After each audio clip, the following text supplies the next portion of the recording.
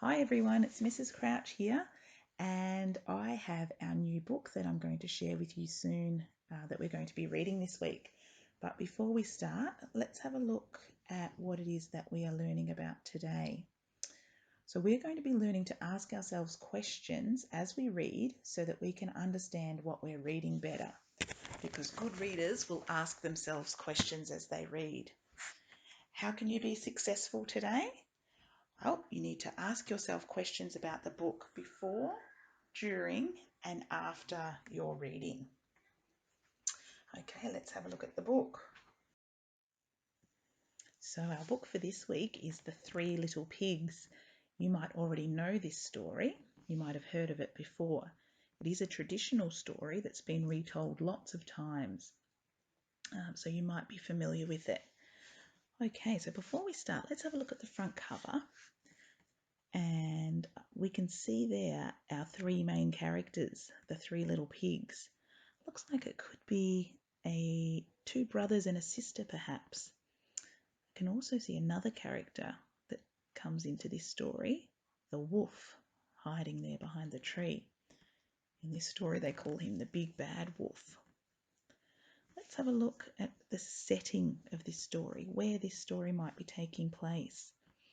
I can see lots of trees, the grass, and all those little animals around in the background. Tells me that this story might be happening in a forest or out in the countryside somewhere. Okay, now as I said before, our job today while we're reading is to be thinking and asking ourselves questions as we read. Now, I know that I have heard a story of the Three Little Pigs before. Not this story, but a similar story, because as I said, they've been retold lots of times. So I'm wondering already if this story is going to have the same ending as the stories that I have heard of before about the Three Little Pigs. I also remember when I have looked at the story of the Three Little Pigs that one of the pigs is very smart, a very clever pig who builds their house of bricks, which was clever because it's not easy to blow down. And the other two pigs didn't. They built their house of very flimsy materials like straw and sticks. So I'm wondering, out of these three, who is going to be that smart pig that made a good choice about what to build their house with? Well, we're about to find out. Let's read the story. The Three Little Pigs. Once there were three little pigs who got bigger and bigger. Those little pigs got so big that they couldn't stay at home. They needed houses of their own. So they said goodbye to Mummy Pig and set off down the road. The first little pig built his house of straw, and as soon as it was finished, the big bad wolf knocked on the door. Little pig, let me in, he said. No, said the little pig, not by the hair of my chinny chin chin. Then I'll huff and I'll puff and I'll blow your house in, said the wolf, and that's just what he did. The little pig's reedy weedy straw house just fell to pieces. Luckily, the little pig escaped and ran to his brother's house. The second little pig had built his house of sticks. Soon along came the big bad wolf. Little pigs, let me come in, he shouted. No, said the little pigs, not by the hairs of our chinny chin chins. Then I'll huff and I'll puff and I'll blow your house in, roared the wolf. And that's just what he did. He huffed and he puffed and he puffed and he huffed, and that rickety clickety house of sticks just tumbled to the ground. Okay, now that we've read the first part of the story, it's time for us to do a bit of thinking and wondering about the story so far. Hopefully you've been doing that as you've been reading. This is what I've been wondering as I was reading the book and thinking to myself. I was thinking, I wonder why that first little pig would choose to make a house of straw. It seems like a bit of a strange choice, doesn't it? It's not very strong, it doesn't keep out the wind and the rain. So I'm not sure why he chose that. Maybe he was just a bit lazy and thought, I'll just do this quickly. Or maybe he was in a hurry and wanted to get his house up quickly and didn't think too carefully about how strong it needed to be. Something to think about. I was also wondering what the pigs were meaning when they said, "Not by the hair of my chinny chin chins." It's a bit of a strange sentence, isn't it?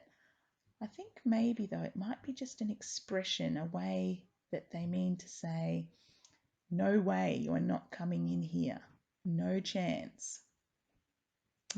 Something else to think about.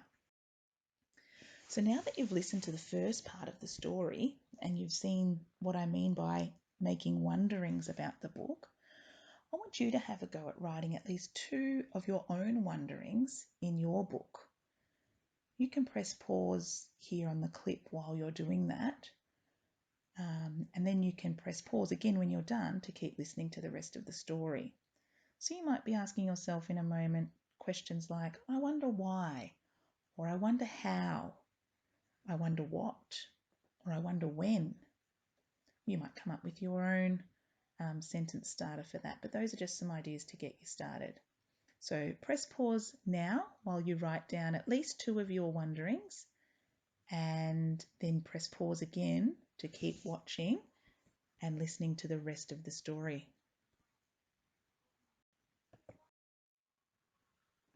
Luckily, the clever pigs had run out of the back door. They ran all the way down the road to their sister's house.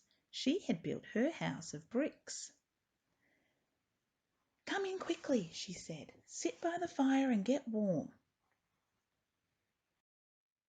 Before long, the big bad wolf came along.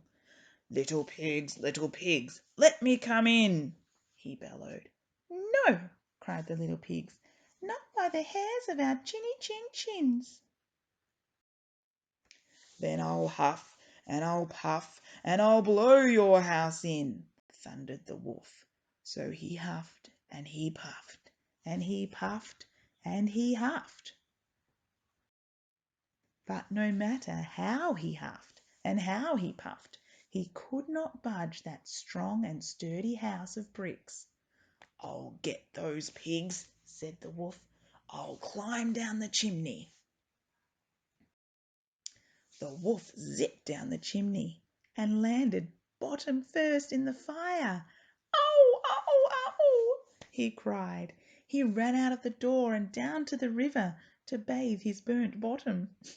He never, ever came back. The 3 little pigs lived happily ever after, safe and sound in their sturdy house of bricks. Well, there we go. That's the end of the story. So now that you've heard the whole story, I want you to write down 2 more wonderings that you have about the story in your book. So something that I was wondering by the end of the story was that it never actually told us why the wolf wanted to come into the houses of the pigs. The story makes us think that it was because he wanted to eat them, because the pigs were scared, and we imagine that's what a wolf would want to do if he saw a pig and why he would want to go in. But I'm wondering if maybe the wolf was just trying to make friends, because it didn't actually tell us in the story why he wanted to go in. So now you need to think of another 2 or more, if you can, of wonderings about the story. I wonder how, I wonder why, I wonder when. Good luck with that, and hopefully you feel like you understand that story really well once you've had those questions to yourself. Well done, everyone. I'll see you tomorrow where we do some more learning about the story of the 3 little pigs. Have a great day. Bye.